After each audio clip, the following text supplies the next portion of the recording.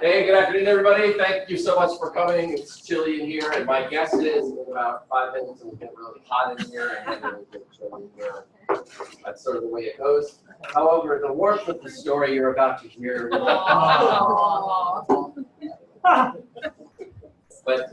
again, welcome to this concept of a master class, which is the whole idea is hear people's stories, build connections, and the process. Get to know one another as a community. I'm very appreciative of Jodi joining us today. She's been here forever. I've seen her working with the teams and know a lot of her high investment in understanding both psychology and sports and hearing stories from kids. So I'm interested to see how the whole thing comes together. So thank you very much, Jodi.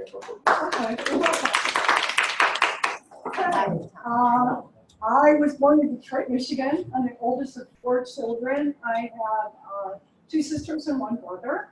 I was always interested in sports. I probably got interested because my father played basketball and football in college, and my grandfather always got me playing sports. And so sports were always big with me growing up. I tried a lot of different sports, but I really gravitated towards swimming. I loved swimming, and so I started swimming when I was 6 years old and was on the first team when I was 8 years old, and then swam in high school. I happened to go to an all-girls Catholic school, or Lady Varsity in Detroit, and we had a very good swim team. We won state meet, and my freshman, sophomore, junior, and senior year I was All-American, so I was recruited by a lot of schools. I had originally decided I wasn't going to swim anymore after high school. I was going to go into a 3-year undergrad program, pre-med program that gave you admittance to Michigan State's medical school.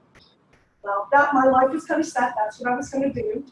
But then Miami kept recruiting. I told them, no, I'm really not interested. I'm going to go to Michigan State and not do so many more. And we had just gotten about 3 feet of snow where I lived in Michigan, and Miami called and said, come on out for a visit. Just look at the school. Come look, and you don't like us.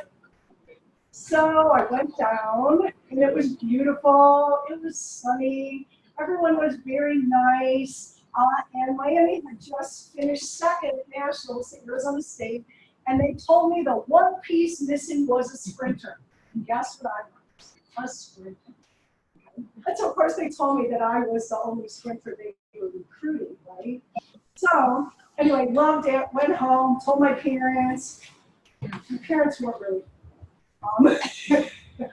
And then Miami offered me a very big scholarship to go. And my parents finally said, that's really what you want to do, we'll let you go down there.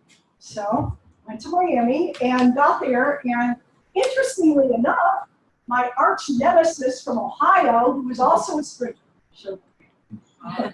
So I really wasn't the only sprinter they were after. So that was kind of interesting. And got there, and actually the first 2 weeks, I was not liking it. I was missing all my friends. All my friends had gone to Michigan State.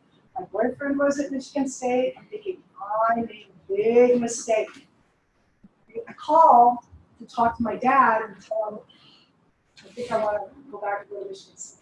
Well, my sister answers the phone, who's younger than me, by 2.5 years. And I said, Deidre, let me talk to Dad. And she's like, Dad's not here. What's the matter? I don't know. I think I want to come home and go to Michigan State. She goes, Mom and Dad are going to kill you. They never wanted you to go to Miami. Well, no, okay. She goes, just stick it out a few more days and see. This is my youngest. So I'm like, okay. Well, thank God I did, because probably like 3 or 4 days later, everything kind of started changing, and I felt, more comfortable there, started making more friends and everything. And then after that, I just loved it. I absolutely loved it. The friends that I made on the swim team at Miami are still some of my best friends in my life. They were in the wedding. And I was extremely fortunate. We won 2 national championships when I was at Miami. I was on 3 relays that won and 2 relays that set American records. So probably one of the things I'm most proud of in my swimming career was that I'm an American record holder. I was a 16-time All-American at Miami. and I was a psych major. And I decided to be a psych major there because I really liked the psychology class I had in high school. I loved my teachers, she was really good. So I was a psych major, all my classes were going really well, I really liked it, and I thought I wanted to be a clinical psychologist. So the summer before my senior year, I forgot to tell you, my family moved to Tampa my sophomore year at Miami. From Michigan, they moved to Tampa. Yeah. So I came home the first time, didn't even know which house was mine. You know? Next door neighbor happened to be a psychiatrist, and he worked at Tampa Heights, a psychiatric facility that housed adolescents. And I told him that I thought I wanted to be a clinical psychologist, and he said, well, I can get you a job over the summer. You know, oh, that'd be great. Okay. Little did I know what I was getting into. Let's just say I led a very sheltered life. I won't tell you the things that happened there, but let's just say what I saw and experienced there, I was like, I could never be a clinical psychologist. There's no way I could deal with these things. I just can't do this.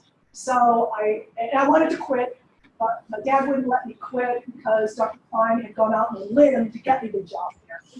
So I go back to Miami, it's my senior year, I'm like, oh my God, what am I going to do now? What am I going to be? What am I going to do? And I took a class called Cultural Anthropology, and I had a professor by the name of Dr. Ed Calhoun. And in my class, there was and he said, I really want to get to know each of you. I'd like to take each of you out to lunch, pick a day, and we'll go to lunch, and I want to know your life stories and what you plan to do with your life. Well, I thought that was pretty cool, you know? So I got my day with Dr. Calhoun, and we went to lunch, and he's like, oh, so Jodi, what are you going to do? And I said, I have no idea. And he goes, well, you don't seem like that kind of person. I'm not sure what that kind of person was, but I said, no, I really thought I wanted to be a clinical psychologist, but I told him about my experience. And he goes, well, you're on the swim team, aren't you? I said, yes, sir, I'm on the swim team. And he goes, you really love sports, don't you? I said, oh, I love sports. And I said, but I don't want to be a PE teacher. I don't want to be a coach. And he goes, well, what about a sports psychologist? I said, sports psychology? I don't know sports psychology. He goes, there's a great program at Florida State. My friend Bob Singer started the program, I think, a few years ago. You should go out there and look at it. So I said, wow, thanks. Okay, I'll do that. And that was back when we still had Air Florida. Any of you guys were there then. You could actually fly around the state for reasonable rates. So I flew up from Miami up to Tallahassee and went and met Dr. Robert Singer, who was the director of the program at Florida State. And oh my God, I absolutely fell in love with him, with the program. I'm like, this is it. I know for sure this is what I want to do. So I went back to GRE, applied in, and I mean, I really have this Dr. Calhoun to thank because I never really knew anything about it. And he really made me believe that if I taught, I wanted to be a teacher like him. You know, somebody that doesn't talk a good game, but really takes the time, energy, and effort to get to know the people in their class and actually help them with their life and help them with life decisions. So he was a big, big role model for me. He was an amazing person. So went to Florida State and started my master's program there. I had graduate assistantship, which is good. I was hoping maybe to teach racquetball or tennis. But guess what class I got? Swimming. Swimming. And wasn't my first choice, but and guess who happened to be my whole class? What do you think my whole class was composed of? Freshmen. Football players. Oh, yeah. That's even better. I had a whole class of football players. Okay? Now, in this class, I wasn't supposed to get in the water. I was supposed to sit on the deck, and I was thinking I would coach them on their strokes. Well, let's say about 95% of them wouldn't even put their face in the water. They didn't even want to get in. Oh, you guys, it was the hardest group I ever had in my life. But luckily, I made friends with the quarterback.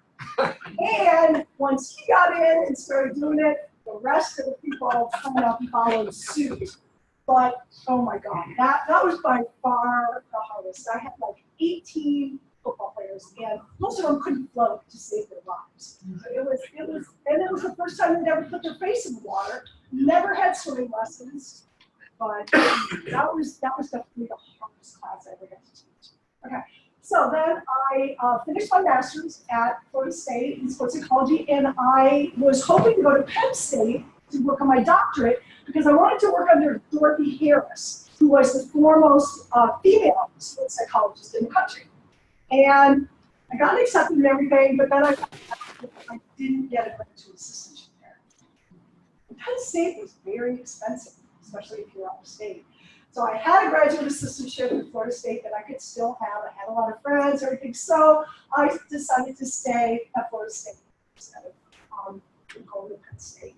And then I stayed there, and my graduate assistantship changed, and I was the graduate assistant for the women's swim team, which I really liked that. That was a fun graduate assistantship. I really liked that a lot.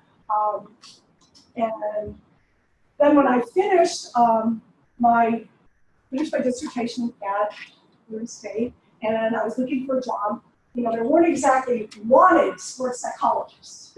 So I was like, what am I going to do? Well, as it happened, the University of Miami wanted a women's swimming coach. Did I really want to be a women's swimming coach? Did I really want a job? Okay, so I went and interviewed, and they offered me the job.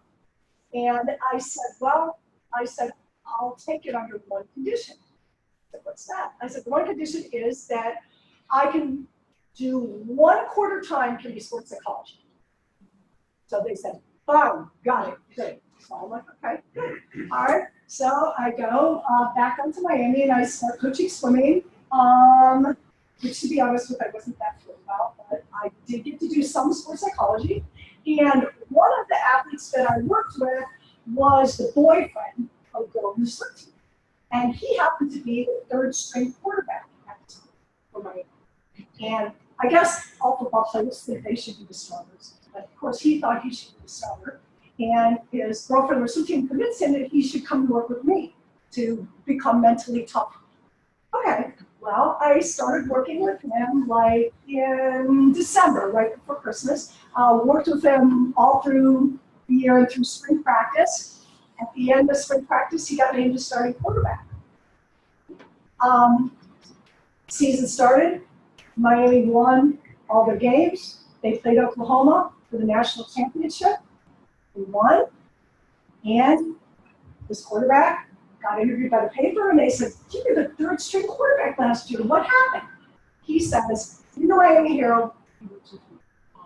So, since he said that, his name was Steve Walsh, and won the national championship. So, the athletic director comes up to me a couple days after that. He goes, I need to talk to you. He goes, no more coaching swimming. He goes, I would like you to be the full-time sports psychologist at the University of Miami. You guys, I thought I died and went to heaven. It was my absolute dream job. I'm at my alma mater. I'm getting to work with all sports. Oh my God, amazing, right? I traveled with football. I traveled with women's basketball. I got to work with all the different teams there. I got to work with a number of NCAA champions. I worked with Heisman Trophy winners. Oh my God, it was my absolute dream job. Right? Everything was going great. No. And Miami won 3 national championships in football when I was there. And that was amazing. And I just want to tell you, don't believe all the stories that you hear about Miami. They got a lot of bad press. I will say that Jimmy Johnson is probably one of the most amazing people that I have ever met. I would go out to practice a lot, and this was the first year that he was there. And he carried around this notebook all the time. I'd see him with this little leather-bound notebook. And it took me a while to get up the nerve to ask him, about this notebook. Oh, and the other thing that was good is I was really into running then, and I would run with football coaches. I was careful not to beat them, but I really did that. So that was good. And so I asked him about his break, and he goes, "Oh, He goes, it has the name of every player in the team, and he goes, I check them off when I talk to them each day. And I try and alternate. One day I ask them something about football, the next day I ask them something about either academics or their personal life. You guys, there were 118 guys on the team. But those players would run through a brick wall. But there's just another example of somebody I think who went above and beyond and truly cared about their players as people, not just as football players, but as students and as human beings. And I just think that that is so amazing. So anyway, I have always been crazy about him as a coach, and I think he just did an amazing job at Miami and then on the coast. And he got the job at the Dallas Cowboys, okay? And he was replacing, somebody help me, he was like the Tom Landry. Yes. He's replacing Tom Landry. Okay, very good. And Jimmy Johnson's taking everybody with him. He's taking the athletic trainer, he's taking all the coaches, and he doesn't speak to me. So I have a pretty good relationship with him. So I went and I said, can we meet with you? He said, sure. So I went to his office and I said, from everything you've told me, I did a really good job working with you and your team because you did an amazing job. You're great, fantastic. I said, thanks. I said, okay, why aren't you taking me with you then? He took a deep breath and he goes, you're not from Texas, are you? I said, and he goes, it's a little bit different in Texas than it is in Miami. And he said, I am following a legend. He goes, do you know how scared I am to go there and try and replace him? He said, I just can't bring a woman with me. And at that time, there were no women involved. So I just can't bring them. And I was kind of disappointed because, you know, who knows what half my life would have taken. But Dennis Erickson then came in as the coach at Miami, embraced me and my program, won a national championship his first year there. So that was all great. Okay. Then Sam Jankovic, who'd been the athletic director at Miami, he took a job with the New England Patriots. He became the general manager. So he left. So we got a new athletic director. The new athletic director comes in and says, we're paying her way too much money. The coaches and the counseling staff should take care of the athletes. I'm sorry, you guys, shows a total ignorance of my field and what I do. But he was the athletic director. So the other thing that made me feel really good was every single athlete signed a petition to keep him. He didn't care. Guess what? He only lasted 3 years. He came from Cal Berkeley. Wasn't really a good fit for me. But I was devastated. Okay, so I interviewed at West Point. And I got a second interview. When I went for my second interview, I got there and they said, well, we brought you some winter clothes.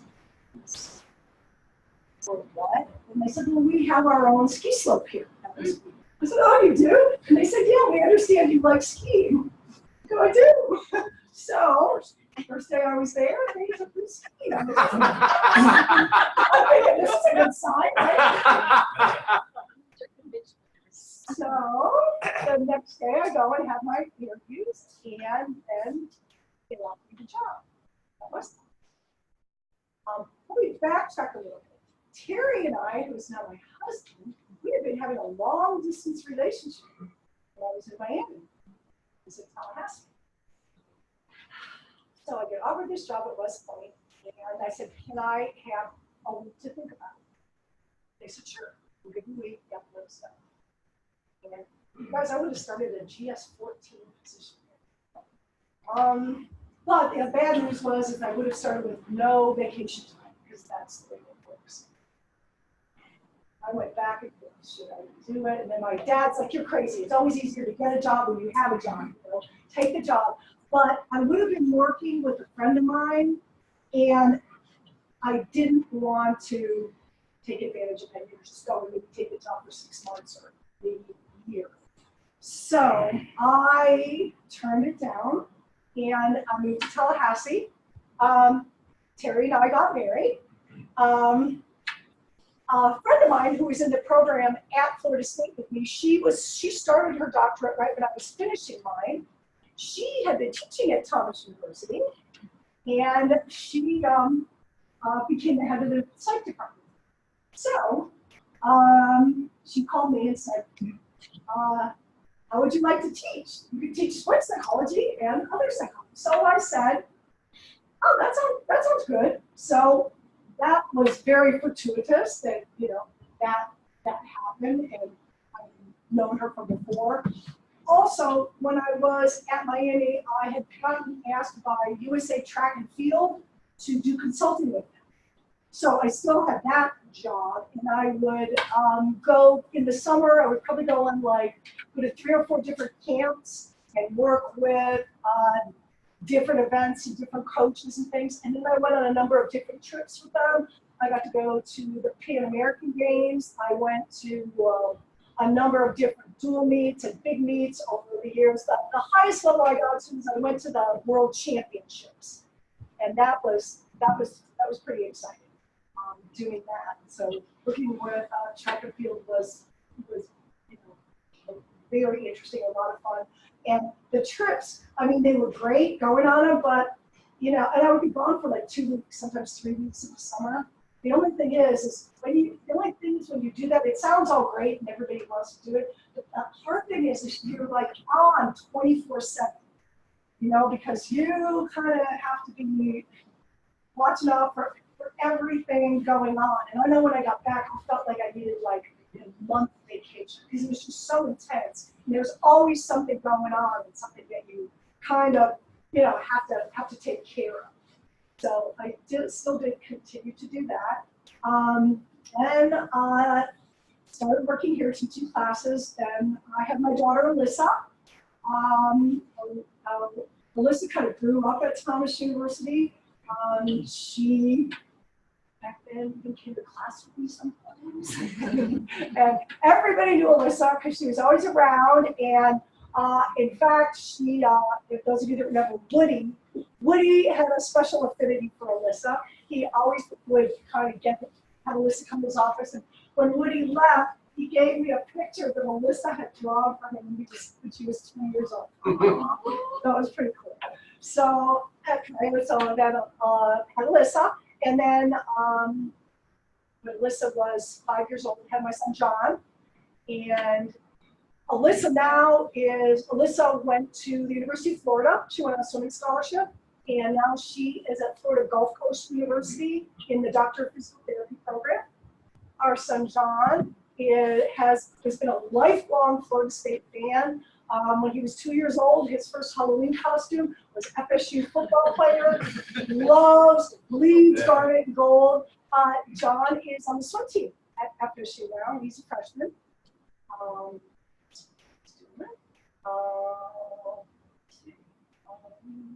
And so they're all good. You all know Terry, so I'm not really talking much about him. So when did he start teaching? He started teaching a year or 2 after I did. I'm not exactly sure. I think is right. Okay, so I'm teaching here. Everything is going well. And then when Dr. Von Billion became president, I think did he go around and talk to everybody in their office? I think he did. Okay, well, he came to my office, talked to me, and he's like, oh, you have quite a resume. And I said, oh, thank you. And he goes, well, why aren't you working with the athletes here at Thomas University? I said, that's a very good question, Dr. Von Billion. I would love to work with the athletes at Thomas University. He goes, well, let's do it then. I said, great, let's do it. So the next year, he released me from 2 classes. So I only taught 2 classes and started working with teams and individuals. And each year, the number of meetings that I had with teams and with individuals kept growing. Told him, and he's like, okay, let's just teach 1 class. See more athletes, work with more teams. So, and then he even let me get a graduate assistant. I actually had a graduate assistant for 3 years. Yep.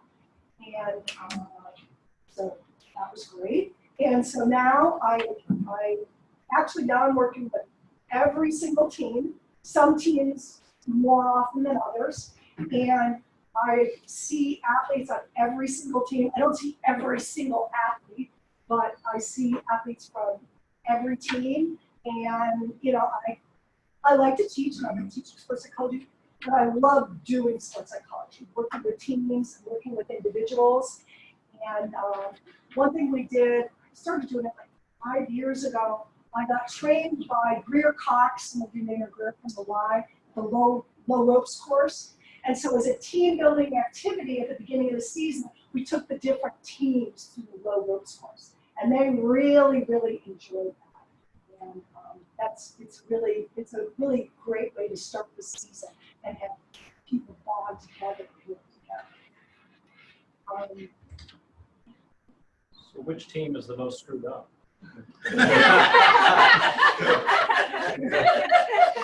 Define screwed up. Psychological. Well, Who needs the most help? in my opinion, and judging from No, you can't. the sport that's the toughest mentally is golf. Because, it's just you and the ball and yourself, and you really have to be mentally tough, and you really have to stay positive. It kind of is a Justify the true sport. it is a team sport, but you're not with your teammate when you're playing. Right. And you're on your own, and it's very, very tough. I would definitely think that is the toughest sport mentally. I would say. But the golf team, especially the men's team, is doing outstanding. And Joe is one of the top golfers in the country. I really think the men's team will probably finish in the top 10. They're doing a great job. So did you start? Were you involved in getting the softball players into the swimming pool? No. No, I'm totally out of the swimming pool. I work with the swim team, but only on the mental stuff. Malcolm does the coaching. I've just heard from some of the softball girls that they have to swim. Yeah. They love it. Okay, and you guys should know that it's one of the best all-round, hey Carl, I know. all-round activities, works all the muscles in your body. Chances are you're not going to get injured. And so it's really the best sport for fitness and wellness. Can I talk about my favorite sports activity? Okay. Sports psychology, I love to teach sports psychology. I get athletes, I get some non-athletes in the class too, which is good because I was telling you, I think that sports psychology is probably going to change its name to performance psychology. Because the things that I do to work with athletes to help them improve also would help people be better musicians, better dancers, better artists, better trial attorneys, better surgeons, anything that is a performance, even in business, making a big presentation and trying to get a contract. That's a performance, right? So the things that we do with athletes really would be helpful for people in all areas. Right? So I really think we're going to see more of that. And the other thing I love about sports psychology is the skills that I teach to athletes. They're life skills. They're motivated to get better in their sport, but they're really going to help them do better in life because we work on things like communication, we work on things motivation, goal setting, self-talk, dealing with stress, dealing with anxiety, working together with people as teams. I mean, you can do that. That's going to help you be concentrate, focused. That's going to help you be a better student. That's going to help you be a better person in your relationships with other people. That's going to help you to be a better athlete. And I think that a great sports psychologist tells the athletes that right from the beginning. These are life skills. Let's use them in all areas of their life. Let's not just work on you getting better at golf. let's use this in all areas. I think that's really, really important. Probably one of my favorite things to talk about, people used to call it visualization, but now in our field we don't call it visualization, we call it imagery, okay? Because visualization is kind of a misnomer. If you're going to use visualization, it's not just what you see. Sure, that's part of it, but it's not the whole thing, okay? Imagery is creating or recreating a sensory experience without the usual external stimuli.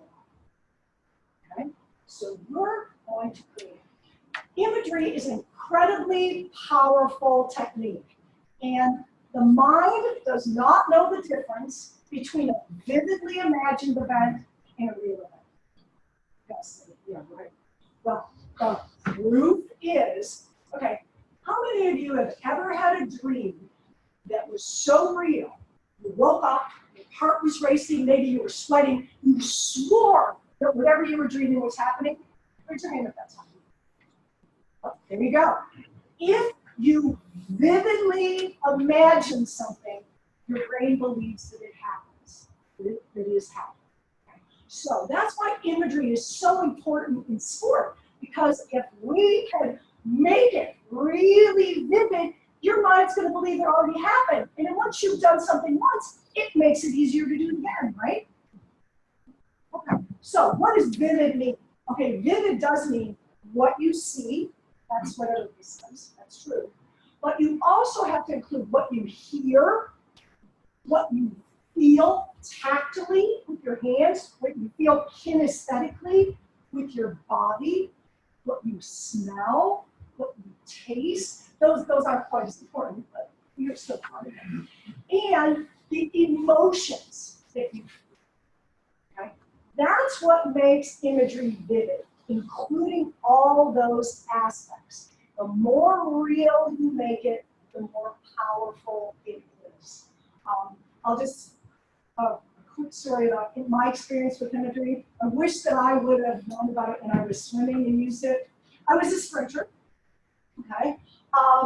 When I was in grad school, started running and was going to run the New York City Marathon, okay? Well, the summer before, I had worked at Pinecrest Swim Camp doing sports psychology with the kids at the camp. Okay? And I told them that I was training for the marathon, New York City Marathon. And then about 5 of them said, well, we live in New York City. I said, oh, good, you'll have to come out and cheer for me, you know, when I'm running the marathon. So they said, oh, okay. So I had talked to them about imagery. Well, I get back to FSU and I get this package. One of the kids had made their mom drive the route of the New York City Marathon and had been videoing out the window. They sent it to me and said, oh, dear Jodi, this is to help make your visualization real vivid. I was like, oh my God. But of course, I looked at it. Okay, I will tell you guys, the longest I ever ran before I did the New York City Marathon was 16 miles. Okay, mind you, I was a sprinter. The 50 was my best race. The 100 was stretching. Okay, so my first goal was not to walk. Second goal to go under 4 hours. Then I had a dream goal, which was to go under 3:40, which was the cut from Boston. Okay, so I start, and I'm seeing all these things that I've been seeing in my visualization. And when I got to the Chase Manhattan Bank, here are these 5 kids that had been to the camp that go, Jodi, you can do it. And they're all screaming, go crazy. I was like, oh my God, this is awesome. I just said, go. Okay, I crossed the finish line. My goal, I said my ultimate fantasy goal was under 3:40. I went 3:39. Oh my God. I was like, oh my God. I was like, if I would have known this when I was swimming, oh my God, it would have been really, really good. But it is such a powerful technique, but it's something that you have to practice to get good at. You don't just do it once and you're good at it. That's one of the problems that we kind of have with sports psychology. So a lot of people think it's magic or it's a magic feather You do this once and you're gonna, be amazing. Well, because it's just like a physical skill. The only way you get really good at it is by practicing and doing it daily. That's what really, really helps you to do your best. Okay. Do I have time? 2 or 3 minutes. You actually get Crap, pretty I close. don't have time to do the 5 visualization. minutes. Okay. Another thing that's, and imagery is probably, I think, one of the most powerful techniques. And I like to work with almost all athletes in terms of learning that skill and developing that skill. But really kind of before that, you need to help them learn to realize when they perform their best, what their activation level is. You know how some people need to be like really pumped up, like their best. Other people need to be more calm, a little bit more relaxed. And everybody is different. And so what you need to do in the beginning is help them find what we call what their peak performance state is. So we teach them different ways to increase their activation level and to decrease their activation level. But it's interesting to me is a lot of athletes that don't know anything about sports psychology do some of the right things naturally, which is one thing that I think is really cool. And I find with a lot of really elite and good athletes, they're doing a lot of the right things, but they don't really know why it works. They just know that it works. And one thing that's almost universal with athletes is the use of music, pumping themselves up, pumping themselves down. And it's so many athletes, already have made like little playlists for themselves that they listen to that gets them at the appropriate level. I guess one of the things that amazes me though about, and if I ask them what's the most basic form of relaxation, they usually say sleep. Okay. No, the first most basic is deep breathing. And I guess I'm always really amazed because a lot of people don't even take deep breaths correctly. It's kind of shocking to me. I'll ask them, and most of them, when they're taking deep breaths for their sports, they breathe in through their mouth. No. Okay, so what obviously, if you're going to do a deep breath to help you relax, you're going to breathe in through your nose because it warms the air. We know that being warm is more relaxing than being cold. And also, especially in North Florida, South Georgia, with all the trees and leaves, it helps filter the air. So you always want to breathe in through your nose and out through your mouth. And then so many of them are chest breathers. They don't really take a deep breath. And it's just kind of shocking to me how you really have to start at a basic level and teach them about deep breathing. Carl, do some musicians, are they like that? Yeah, usually it is. For musicians, it tends to be people need. They don't need to pump themselves up. They need to calm themselves down, and breathing is key before you walk out on the stage. Deep breathing. Right. And so, we just started teaching them different techniques. Most athletes like to do some stretching. That's another good way to, help them relax a little bit, deep breathing, stretching. And there's a variety of different relaxation exercises that teach them, like progressive muscle relaxation, autogenic relaxation. Those are all things that can be very helpful. And different people get excited by different things. Everybody is different. Just like a lot of coaches think, oh, pep talks are great. They really get my team going. Well, I'll tell you what, pep talks are good for some people, but other people, they hurt their performance. Because in general, we kind of want people at about a moderate level of arousal in general. And if it's too much, then they're not going to perform well. If it's too little, they're not going to perform well.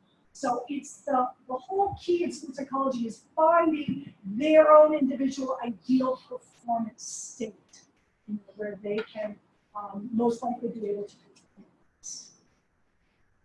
What would be an example of something that you changed at Miami Something that for the football team? It was called sports psychology.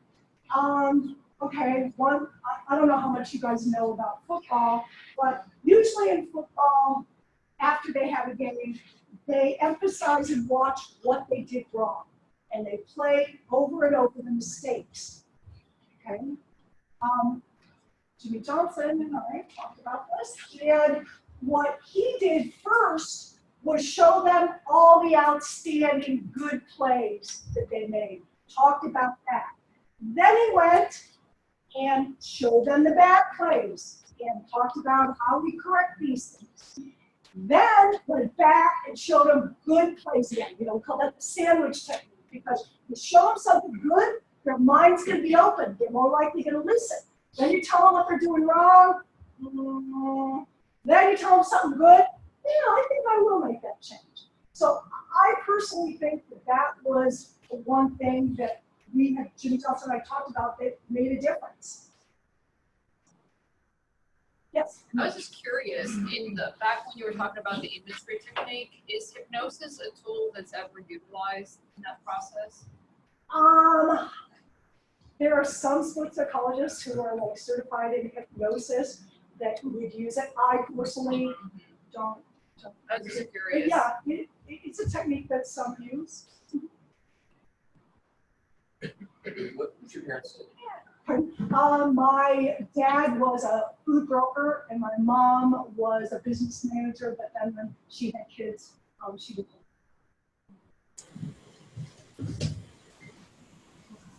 Anybody? Any other questions? Awesome. Right on time, too.